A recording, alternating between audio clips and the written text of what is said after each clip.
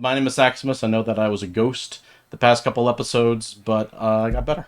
My name is Ghoul. I was not a ghost, but it's also been like a month since we put out an episode Yeah, because my computer was broken, but now it's not anymore. which is good. All of us will be ghosts eventually, inevitably, We will all soon inescapably. shed this mortal coil. Um, but yes, a lot happened while we were gone. We're not going to be able to talk about all of it, but we can talk about the stuff that we care about the most. I'm going to do something a little different. I'm going to start with tournament recap because there were a couple tournaments that happened during our hiatus that I want to talk about for various reasons. First one, this is extremely old news by now, but at the beginning of September, there was bad things happening to good people. Oh yeah. The best of one single elim, no lag test, no region lock online Smash tournament. I competed in it. Um, it's it, I this tournament was so fun because it started off as this really interesting thought experiment about like the futility of trying to get good results on Smash Ultimate's infamously awful netcode, hmm but with one very simple rule change, the rule that they don't need to play Smash, they can play anything they want as long as it results in the clear winner and both players agree to it. Because of that one simple rule, like the tournament was complete nonsense. I lost to rock paper scissors. People lost to a coin flip. One guessed wrong, and I'm thinking of a random number between 1 and 10. They played chess. They went to other games, and it was great. And it was ridiculous. The whole stream, the whole VOD, the entire tournament is up on Waidu's YouTube channel. Please go watch it. It's hilarious. Because even the games that were in Smash Ultimate, like, we're playing on these non-tournament legal stages or these wacky custom stages. It was a lot of fun. It sounds like a lot of fun. I didn't get a chance to participate in it, but like being able to gentleman to chess and just play it like a completely different game that I didn't like. I would have brought people to Tekken Yeah. and Yeah. just. But yeah, that sounds like a great time, and it's a really interesting take on things because we as the FGC slash plus, however you see it, Smash community, Mhm. um, we tend to take ourselves really seriously, especially when it comes to tournaments and stuff. Yeah. And I think a lot of us forget that these are games Yeah, seriously. and that they're supposed to be fun. And I mean, I'm not trying to preach like, it's just a game because I hate that phrase so much. Yeah, no, like I really do. There's lots of dislike about it. But I think it was a good sort of reset, right? It's just like an idea that like remind people that these things are supposed to be fun Yeah. and maybe we don't always have to take ourselves so seriously all the time. Yeah, and I have seen other tournaments, smaller ones, start to pop up with those same rules, um, and which is really awesome because I love silly rules like this, and hopefully more bad things happening to even worse people won't be too far away. I don't know if that's going to be the name. Waidu, if you're planning a second one, which I would love if you do, use that name. There you go, free name. So Hungry Box won and Sharp came in second. And I'm not gonna recount the whole stories, but it's amazing. Hungrybox won the entire tournament, having played exactly one game, one game of Smash Ultimate.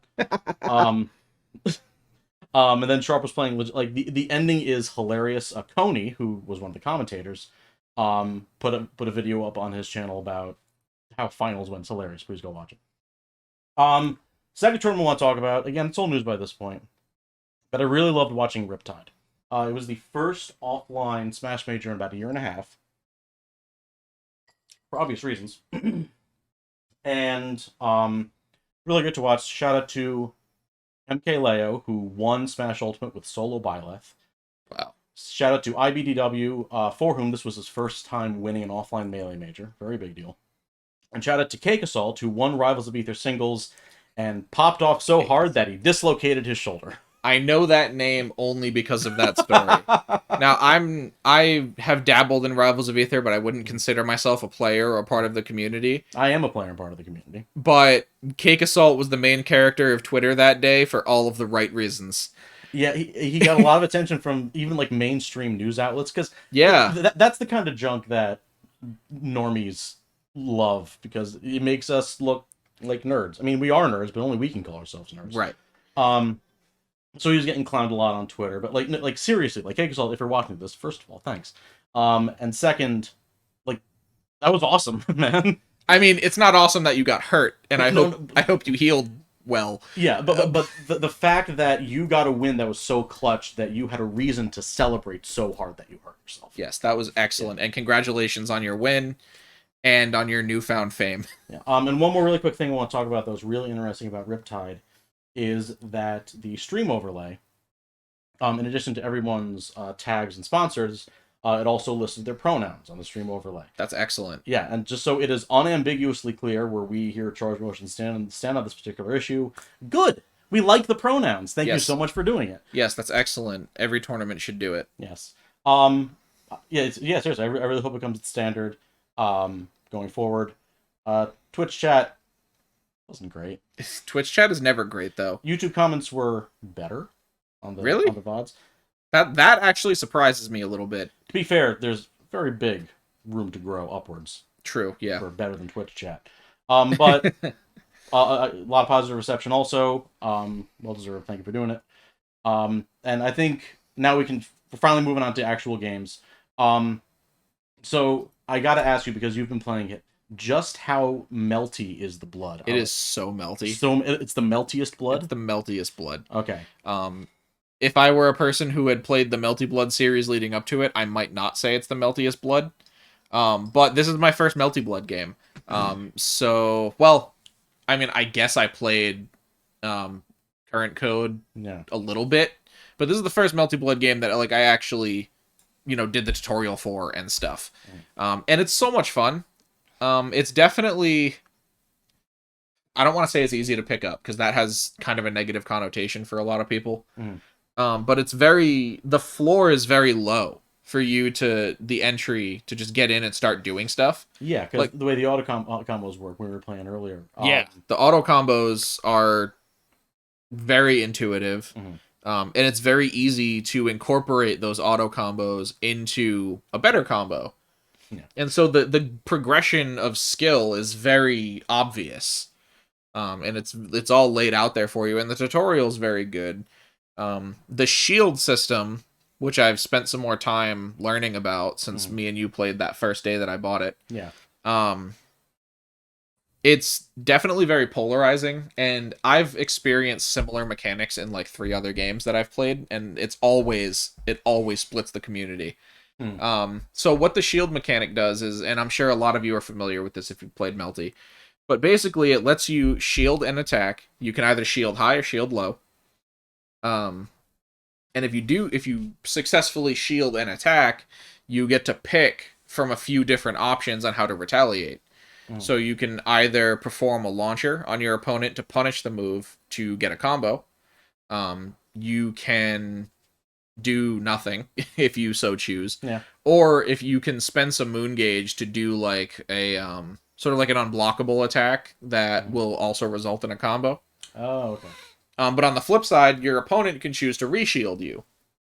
Oh wait, no. You can do launcher, you can do the unblockable, or you can do a cross-up. That's the other thing that you can do. And your opponent can choose to reshield you if they want to try.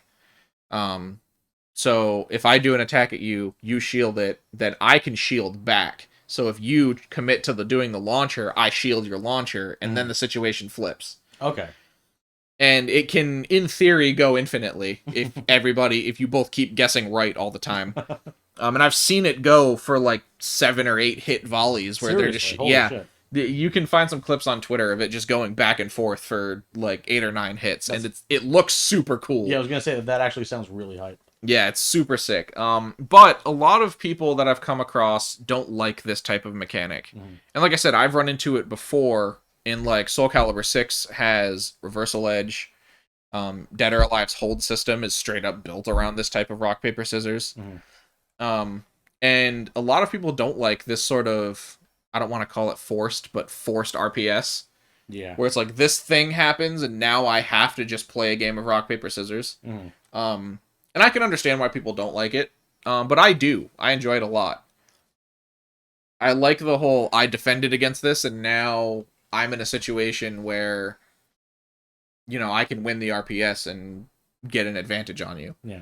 I enjoy those types of mind games because those types of mind games let you get to the those types of mechanics let you get to the mind games very quickly. Yeah. To where it's a will I won't I, and it's a very easy to grasp layer of Yomi, and then you can start building from there. Yeah, and I feel like it adds more options, just in general scenarios compared to just kind of just. Yes, so it's like, do I block this and hold this entire block string, or do I shield it and then try to risk the RPS to get out? Yeah. And, it adds more... It's more options, and it's also lets newer players get to the action faster, I guess, is the best way I can put that. That sounds really cool. It's a lot of fun. How is the netcode? The netcode could be better. That's the general gist I hear. It is rollback. Some people have said it's worse than Street Fighter V. I don't see that. The games that I've played have had pretty good connections. It's hard to find another game to compare it to, because all the fighting games on the market right now either have immaculate netcode or awful netcode. Yeah, there really is not a whole lot of in between. But now Melty Blood to me is now that in between, where it's like it could definitely be better, but it could also be much, much worse. It is rollback, like I said, and it's implemented okay. I've had some matches where there was definitely some rollback in some situations where there shouldn't have been. Yeah. I believe you can also set your delay, like manually, like you can in GGPO. Yeah. Yeah. I've heard that too. I believe you can. I haven't done it, but I don't remember if you can or if you can't. Even just a couple frames of extra delay can help roll back. Work better. Roll better and even more back. Yeah. But yeah, so the netcode is definitely serviceable. It's not like all the other anime games, like Under Night and Dragon Ball Fighters and I don't know, like Blaze Blue, Grand Blue have all had absolutely awful netcode, like to the point where it's not even worth it to me to even try to play the game. Melty does not have that problem, in my opinion. It could definitely be better, but it doesn't turn me away from the game entirely. And like I said, there are better games with even worse netcode, and the game is still a lot of fun on its own. So yeah.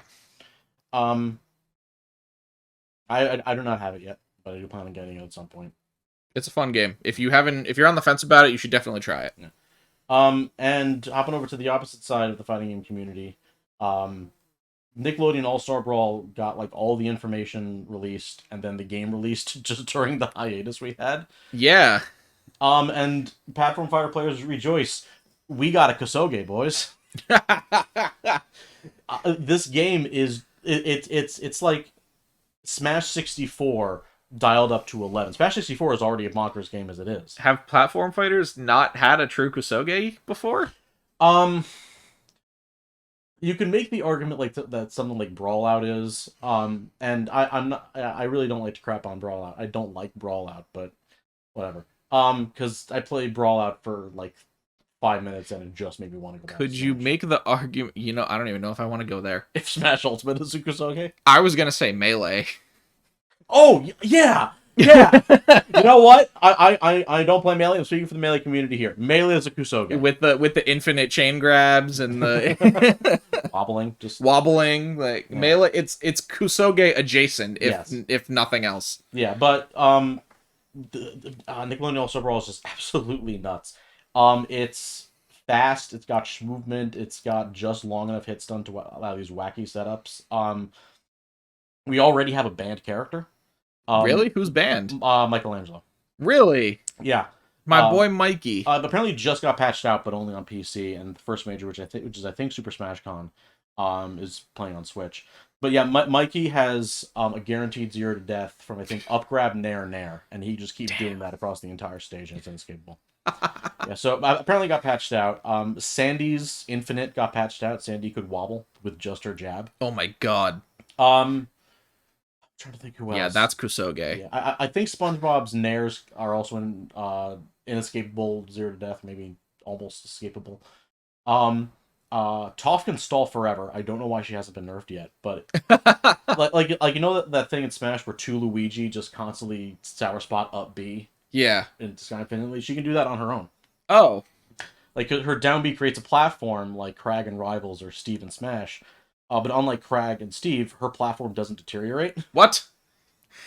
And So she can just stay there? She could stay there forever. I think she could jump and do it again and just go all the way up the top order of the screen, and there's nothing you can do about it. And her neutral B, fully charged, throws boulders, so you can just stay up there and throw boulders on people. That's absurd. It's not okay. That's not okay. Like this game is so silly, and I haven't tried it yet, but it's looks to be very much like a love it or hate it type game. Oh yeah. Because part of the hated crowd, their criticisms, which are valid, is that apparently, other than the gameplay itself, it's extremely bare bones.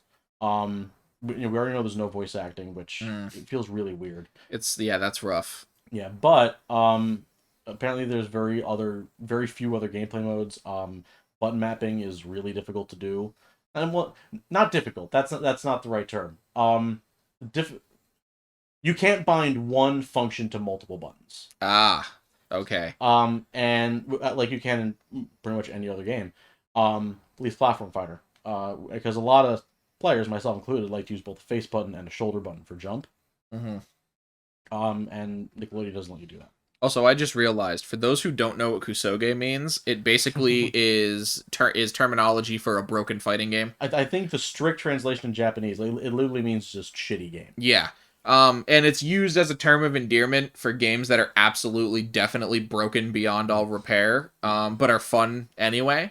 Fun either despite or a lot of times even because of the absolute So stuff. Games like the JoJo's fighting game. Heritage for the Future is. The Fist of the North Star fighting game absolutely is. The One Punch Man fighting game is, because I think it has one button infinites. Oh my god, yeah.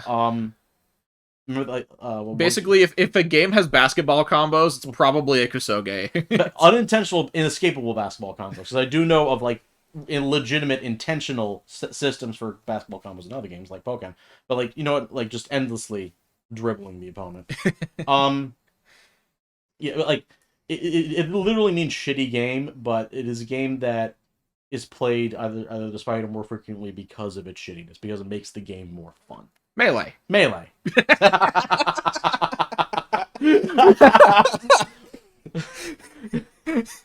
feel like the sort of thing where, I, as someone who doesn't play Melee, cannot joke about, but Melee players can joke. Yeah. I mean, I spent a good amount of time practicing and playing Melee. Mm-hmm. I just never, stuck with it. Yeah. I'm never going to play it because it's just not my kind of game. You can't customize the controls at all. Yeah. Anyway. I also like having my hands. But anyway, the developers Ludosity are great. In almost every field, we get to the one field where they're not great. Stay tuned. Don't change that dial. Click like and subscribe. What was I saying? Something about Ludosity. Ludosity, one thing that they're really good at is they're really great responding to feedback, and they are open to kind of messing with the game a lot through patches. Not so much messing, doing a lot of balance patches and experimenting as the game goes on. I think one of the developers just posted on Twitter today that he's thinking about adding dash dancing to the game, which the game currently doesn't have. Ooh, that would be fun. I like dash dancing. And someone commented, how's that going to interact with the auto dash system that's already in the game? And the developer responded, I have no idea. Let's find out. I love that. Yeah, seriously. That's the best. The willingness to not only create a busted game, but to bust their own game just to see what happens. Good stuff. How else are you going to learn what happens? For real. It looks bonkers. If you're going to buy it, apparently the way to go is on PC. That's what I've heard too. Although I think offline tournaments are largely going to be played on Switch. Which is interesting because Switch is just logistically a nightmare for running tournaments. Well... I mean, we already run Smash tournaments on it. Yeah. Although almost all of our controllers are wired, so you plug it in, you unplug it, you're done. Instead of having to desync. But also, there's an overwhelming amount of crossover between Smash players and Nickelodeon players to the point the hardware is already there. Mm-hmm. Yeah, it's gonna be fun. But yeah, it is interesting on Switch. But PCs are so wildly in quality for running tournament sets that a console really is the best choice until the Steam Deck comes out. Yeah, maybe. I mean, is the game not on PS4? It is actually. It is. Yeah, but I mean, I know that the majority of people who are going to be playing the game are Smash players. Yeah. And so it would make sense to run it on a peripheral that they're comfortable with because they'd want to use their controllers and stuff. But yeah. I don't know. I digress. I completely forgot what I was going to say. The game looks good. And speaking of platform fighters, I guess we, again, it's old news by this point, but we're finally done with Smash speculation. We're finally done with the blank force Smash gimmick accounts on Twitter. I'm done with the hashtags because the game's done. We've got our final character. The game is done. It has been confirmed. No, Sakurai was not trolling when he said it was the last character. Yeah, no Fighters Pass 3, no Echo Fighter Pass, although that would have been really cool.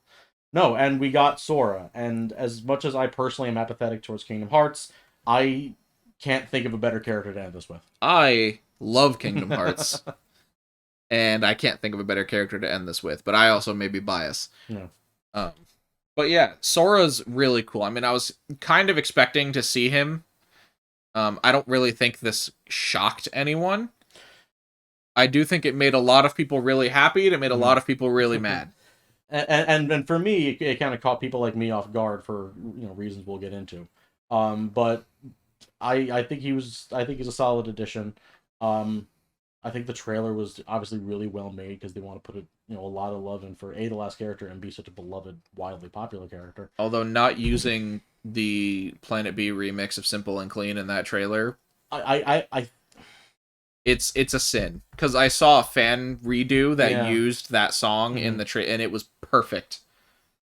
Perfect. I actually think that song, neither Disney nor Square Enix have the rights to it. I think it's a licensed song. That's weird. That's what I think the case is. But yeah, no Simple and Clean, which sucks. But I can't think of anyone better to end it with than Sora. Also, he is both a Scrimblow Bimblow and a popular McJRPG guy. That is true. He is both. Yeah, he's one of the few characters who can say that he's both. Yeah, the game's done. Of course, people are going to be still playing it forever, but I'm so glad Sakurai deserves a break. Oh man, he does. Especially considering how completely thorough and jam-packed Ultimate is. Got everyone is here, but I think it's two really solid passes of DLC characters. Oh yeah, there's been some really, really good DLC characters, some not so much. I don't think there's any characters that came out that me personally that I hated. Yeah. Like, in all of the DLC packs, maybe the closest one is Steve. Yeah. That might be the one that, like, gave me the most negative emotions. Mm-hmm. But it wasn't like, oh my god, this is the worst thing ever. No. It was cool. And I never would have even imagined that, like... So, whenever I saw people requesting Sora for, like, the past, 8 years now? 7 years? Jesus. Yeah.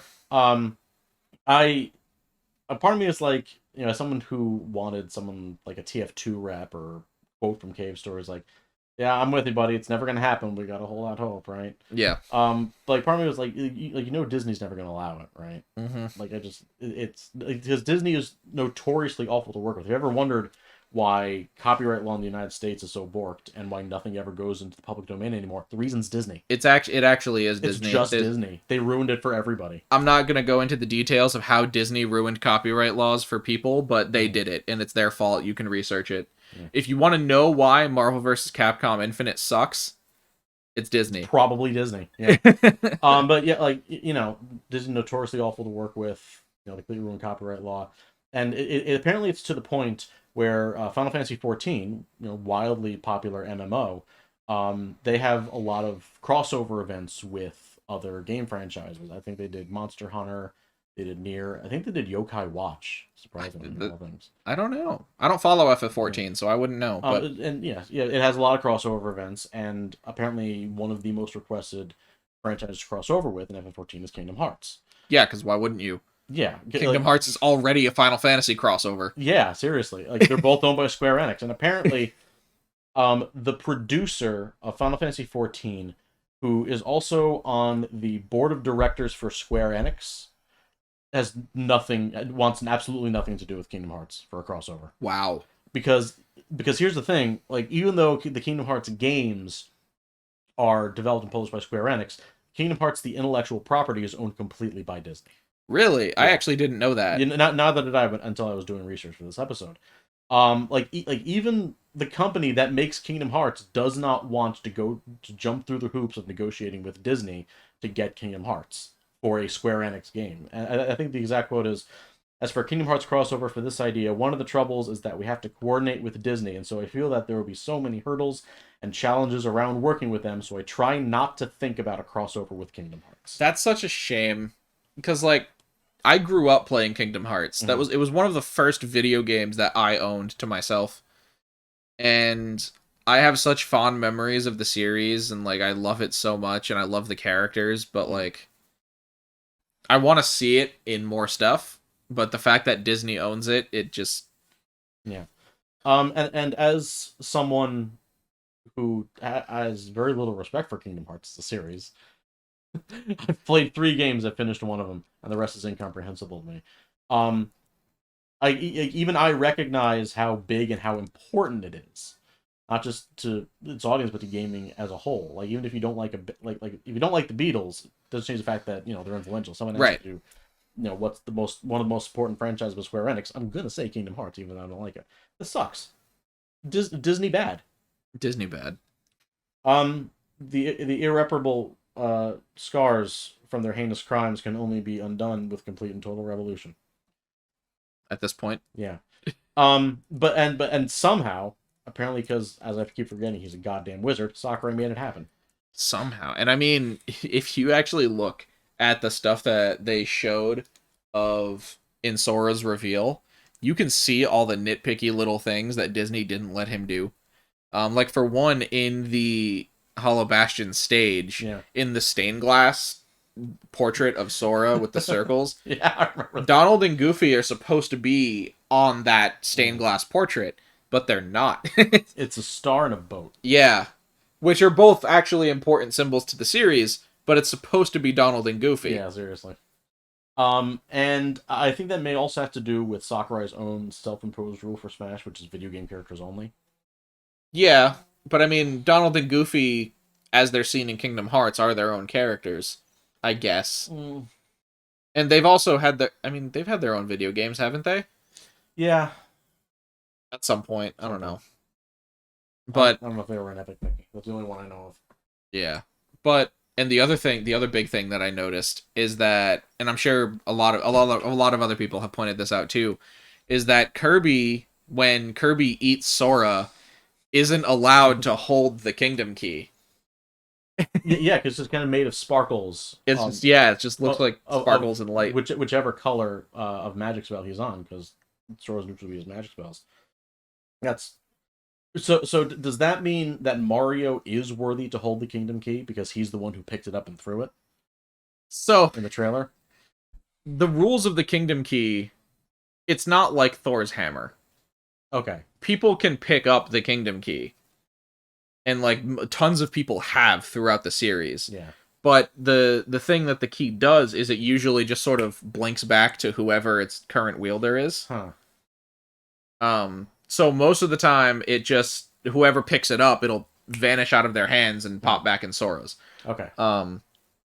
But so someone out there said that Kirby can't wield the Kingdom Key because he's not the chosen one. Mm-hmm. Anyone who plays Kingdom Hearts also knows that Sora wasn't the chosen one either. The Kingdom Key didn't actually choose Sora. The Kingdom Key chose Riku, and Sora got the Kingdom Key by accident. So it's very clearly a cover up that Disney didn't want Kirby holding an item that has a motif of Mickey Mouse on it. Yeah. That's very clearly what it is. Yeah. And you can't convince me otherwise. That's a pretty good reason, because it would be really easy just to make a tiny little mini Kingdom Key moment. They didn't do it. Yeah, they didn't. Yeah. And I remember I was watching Sakurai break down his moveset, and he said, during the video that unlike other DLC characters with very wacky, unique mechanics. You want to keep Sora relatively straightforward. And I was like, oh, okay, that's pretty cool. Like maybe we'll get another kind of all-rounder character like Banjo. You know, someone very straightforward. You don't have to grind for hours like Steve or Kazuya. And then he decided to give us Smash 4 Bayonetta 2. Oh yeah, with the side B and the up B. B, yeah. Like he looks fun. Like he has all those ground and air combos from Kingdom Hearts, which I think is a really neat touch. I like unique combo systems on characters. Very fairly straightforward specials. The magic cycles through Firaga, Thundaga, Blizzaga. Down B. What's his down B again? I don't remember. Counter. Of course it is. Yeah, it's a counter. That's right. But apparently it actually makes sense for Sora to have a counter, apparently. Yeah, he has one in the game. Yeah. So it makes sense. Sakurai. I'm sorry. I love you. But yeah, like his side B is like Pikachu's quick attack, Bayonetta's afterburner kick, and Sonic's homing attack, like all rolled into one. Like you just. I gotta say, seeing the blue lock-on reticle on a Smash character made me feel some things. Yeah. But like I said, I'm super nostalgic about Kingdom Hearts, and I love the series. So like it was so cool to see that occur in Smash Bros. Yeah. But there's one big thing that I really wish they did with Sora, and I know why they didn't, because it would just be redundant. But I was hoping that they would incorporate his drive forms from Kingdom Hearts 2. And I know that the only way they could have done it was to give him a limit meter that's almost identical to Cloud's. and I know that that's why they didn't do it. Or actually, even worse, it would be closer to Joker. Yeah. with Arsene. It would be basically a stance change. Yeah. And so the only way I could see that working is he has a drive meter. When it fills up, he activates a drive form. And because that's how it works in the games. Yeah. And I know that they don't do that because there's already like 3 characters with meters like that. Also, I feel like with that and with a Link spin attack up B that does not put him into freefall. Oh geez, yeah, that would be a little. I feel like the install meter would have been overkill. Oh yeah, definitely. I mean, it doesn't stop Steve or Kazuya from existing. Maybe it's just because I love Kingdom Hearts 2 so much, and no game after that has featured drive forms, which was like the best part of that game. The only thing you know about Kingdom Hearts 2 is that it's the only Kingdom Hearts game to feature a Final Fantasy character from before 7. And that it was Setzer from FF6, and that they completely fucked up his character. That's the only thing I know about Kingdom Hearts. I don't know anything about Setzer. I remember him from Kingdom Hearts, but I don't know anything about him in Final Fantasy, so I wouldn't be able to make that comparison. Then you should play Final Fantasy 6. I should play a lot of Final Fantasy games. Go play Final Fantasy 6. Good game. I think I'll just finish Kingdom Hearts 3. When did that come out again? Oh god, years ago. It's bad.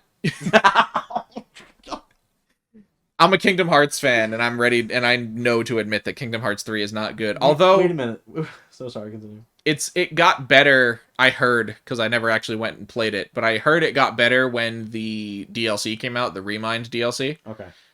Because it let you turn off a lot of the stupid stuff, and it changed up a lot of the mechanics that made the game feel really bogged down and awful.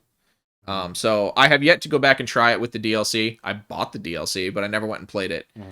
So I should go back and try and re-experience the game with the new way it is now. But wait a minute, you're saying that a game that has a cutscene where Woody from Toy Story calls this edgy hot topic edgelord boy unlovable, that nobody loves him. You're saying a game that has that cutscene is bad?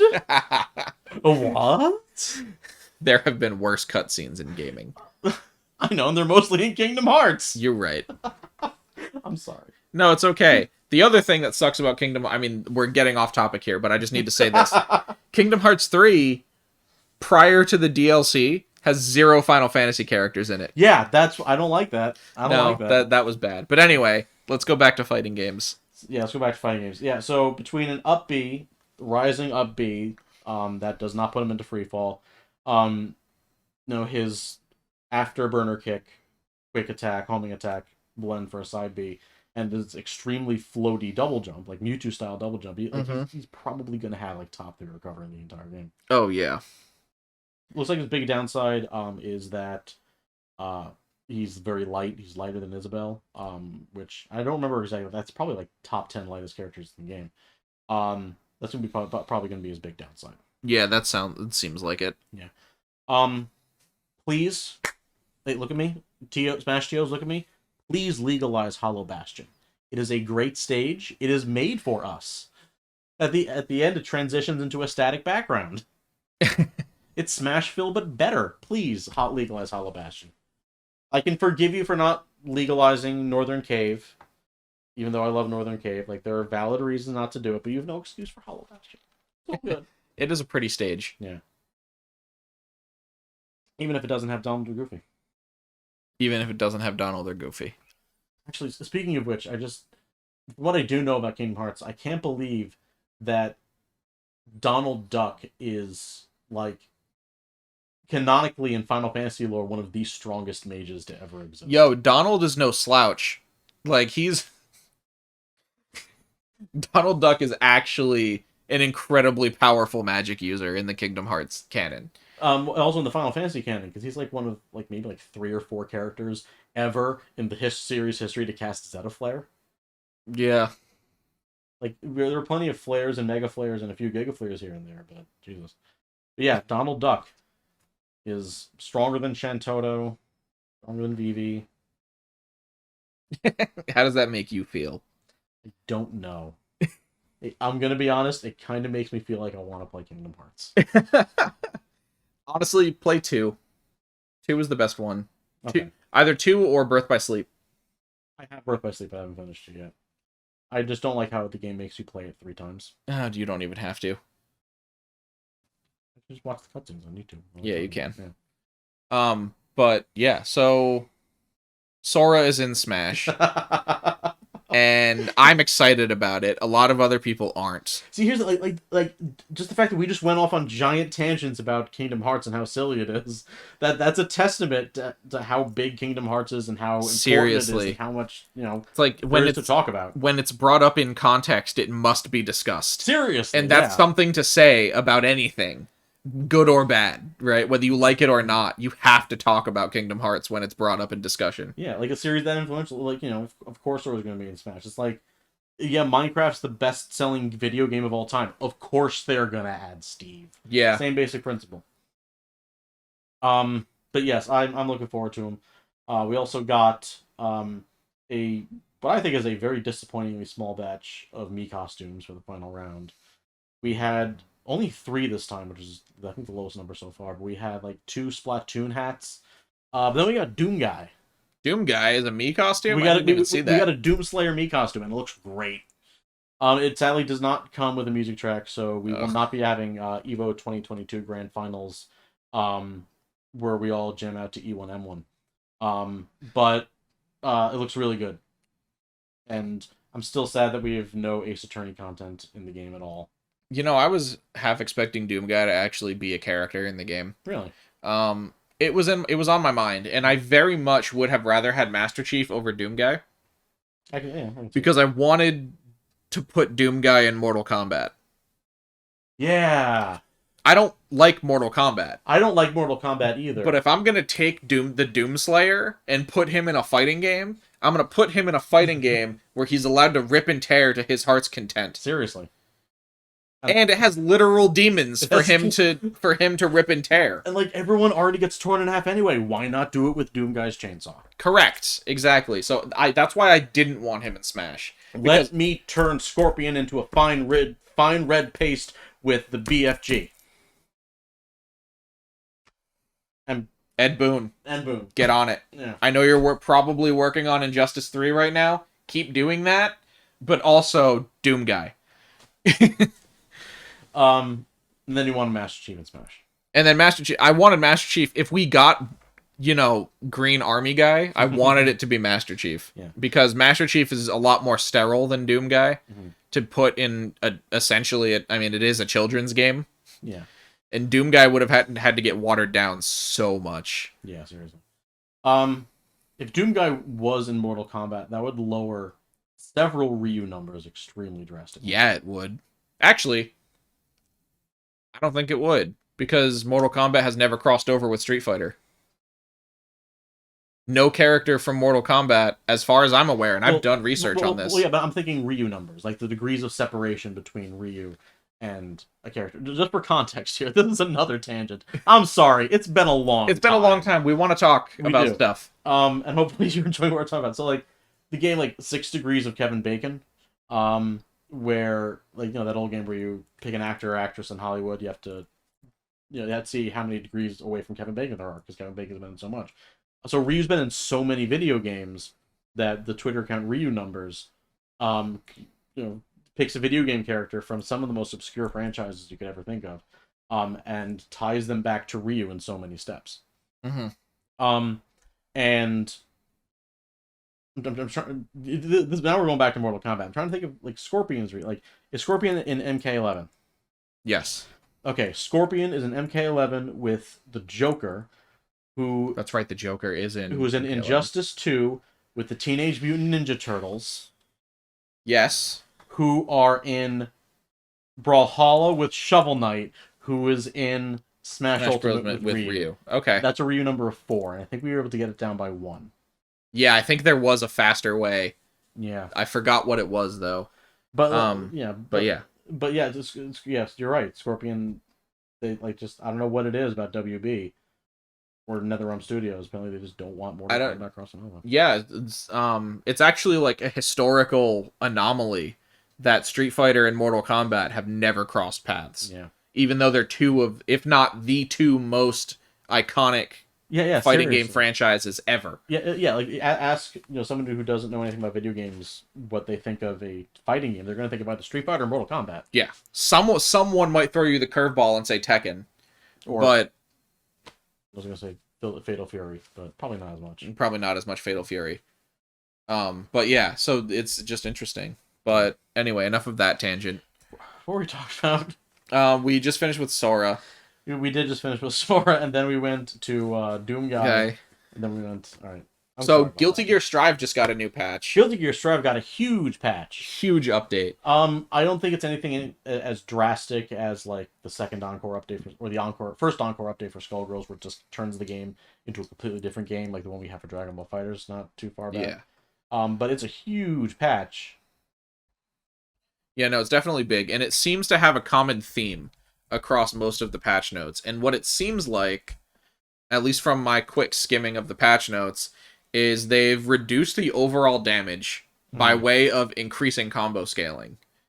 So, like, your moves as single hits and whatnot are still going to do damage that you're used to. Yeah. But your combos are going to scale harder and do less damage in general. Mm-hmm. But they're giving most characters new ways to cancel into things and cancel out of things, and just the freedom to do more stuff. Right. A few characters got some pretty big buffs.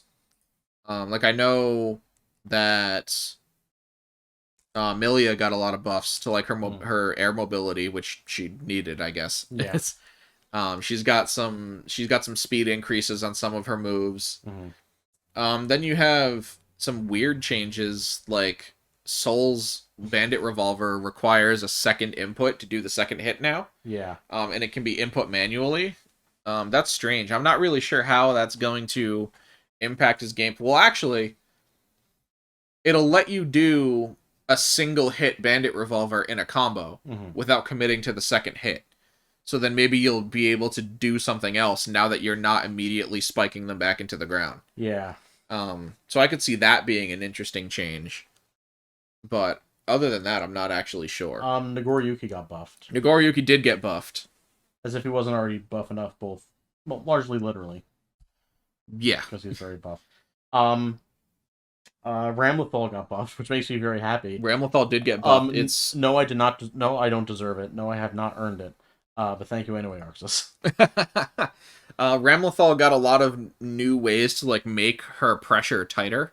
Mm-hmm. So she can cancel off of things better. Yeah. And, like, her moves Gatling better. And there was some, like, universal changes, I think, that help her too. Yeah. She can also dash cancel one of her attacks. Her Rekka, I think. The first hit of her Rekka. Yeah, that's right. Yeah. You can dash cancel it, and then you can cancel the startup of the dash. into another Rekka. Into another Rekka. Yeah. So you can just sort of loop Rekka, the beginning of her Rekka like that. Yeah. Thank you, Arxis. So yeah, Thank you for spoiling me. She can do some cool stuff. I'm probably gonna try playing her again. Milia. Milia got her overhead, I believe, is now special cancelable. So she can combo off of her overhead. It's a little insane. Kai got some damage increases. We still don't have Greed Sever. Yeah, we still don't have Greed Sever. Yeah. Well, his Sacred Edge got movement speed of the hitbox. No longer reduces the number of attacks to the opponent when it hits anything other than the opponent while in Dragon Install. Oh, sorry. So it didn't get increased damage. It got increased movement speed of the hitbox. So it just moves or comes out faster. Dragon Install got buffed. Dragon Install got buffed. Increased chip damage of special moves and overdrives while Dragon Install is activated. Jesus. I mean, Kai is a character that wants to keep you blocking a lot, especially like with Stun Edge and stuff. Yeah. I don't know. I was curious before the game released how Dragon Install would change his game plan. I was curious as to whether or not it would turn Kai like into Soul, like, you know, Gorilla. Yeah. Face rolling under controller. But it didn't do that. It didn't do it. It just made him do Kai things more. And I like Kai. I'm okay with that. Kai is cool. They buff Shock State, so now you do even more chip damage when someone is in Shock State. That we didn't need that either. Thanks. Thanks, Arxis. I'm feeling suspicious. You're gonna take something big away from me in the next patch.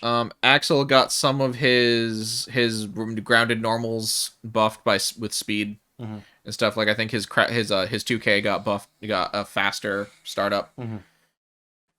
Chip had some weird things happen to him. I'm looking. Potemkin got something really interesting. He can special cancel off of his 6P now. So he can anti-air you with 6P and then cancel it into Heat Knuckle. Ooh. Oh, I don't know if I like that. Yeah, it's a little ridiculous, I think.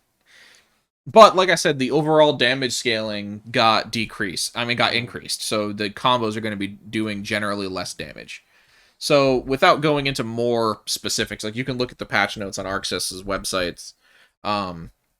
The general trend is less combo damage, but more options, which I agree with. Yeah, I as much as I like the high damage output of Guilty Gear Strive, I can live with it getting toned down if it means in return you get more options. Yeah, being able to do more stuff is always better, because like a lot of complaints that people have had about the game, myself included even, is that the game got kind of dry. It's like every character has like 2 block strings, and when they hit you, they get like 1 combo, maybe a different combo if it's going to break the wall. Yeah. And you splat and then break the wall with one of your supers. So it did feel kind of stale after a while, which is actually why I was really excited that Melty came out, because that game feels really expressive. But hopefully this new update is going to increase the player expression in Strive, and I'm looking forward to getting back into it and playing again. Yeah, my only fear with changes like that is I feel like some games that are like really very far out of the range of what we consider like a normal for fighting game, like really experimental, kind of tone down the mechanics to make it like more palatable, but also become less unique in the process. Yeah. I don't know. I don't think that's going to happen for Strive. I don't think so either. Arxis knows what they're doing. I mean, if nothing else, they are the studio who nailed rollback netcode on their first go around. So yeah, which is good. That is true. We can't say that for every fighting game studio, but the fact that you're putting it in at all studios is great. Please do so. Strive looks fun, and I want to wrap up tonight with a PSA/rant from both of us. Community organizers, lab monsters, please, for the love of all things holy, stop storing information on fucking Discord. Yeah, stop it. Wikis exist. Use the wikis. And if a wiki for your game doesn't exist, make one. Make one. Or keep a fucking Google Doc. It's with all of your information stored that way. Like, that's so much safe. Like, Discord is great. Like, I don't want you to think that I hate Discord. I don't. I love Discord. I use Discord for everything. It's extremely useful. It's extremely useful ways. For communicating and building a community and talking to people.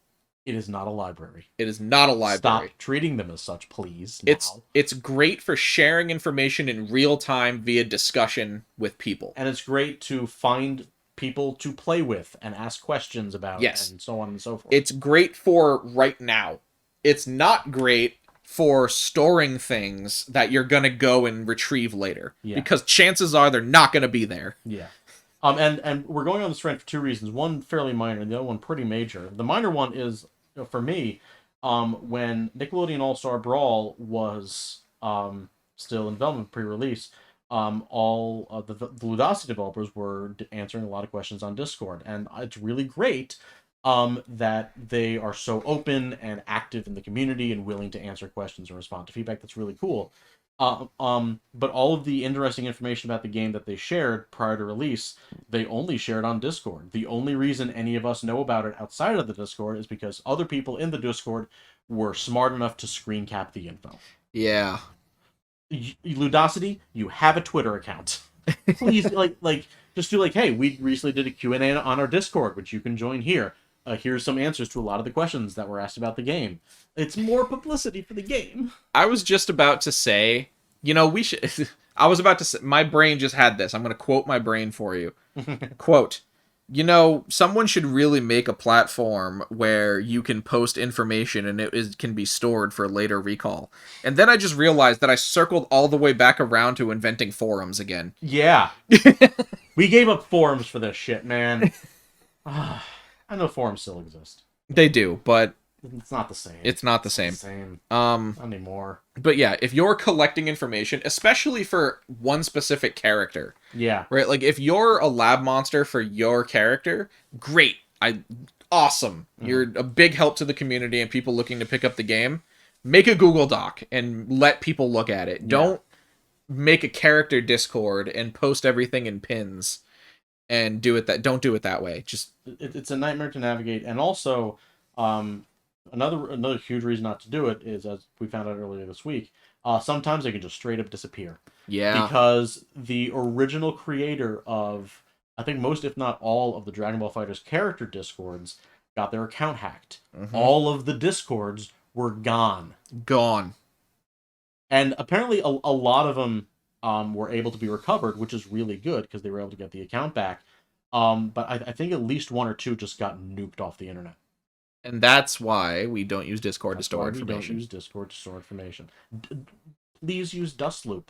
It already has a gigantic Dragon Ball FighterZ section. Or a Google Doc.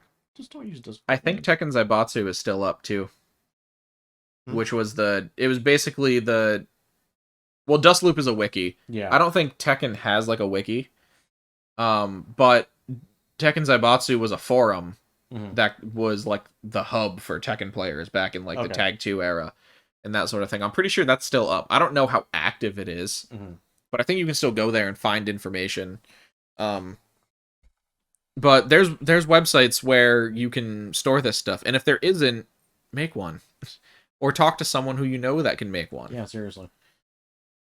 A lot of web tech people in the FGC. Exactly. I know other stuff happened during the hiatus, but those are the big things we want to talk about. Yeah, absolutely. Yeah, we're gonna be back onto our bi-weekly cycle going forward now that my gear is fixed and Saximus is no longer a ghost. Yes. Literal end of the world notwithstanding, which may happen considering who knows? The trend.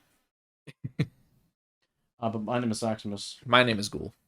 Hit the lab. Stop storing info on Discord. Good fight, good night.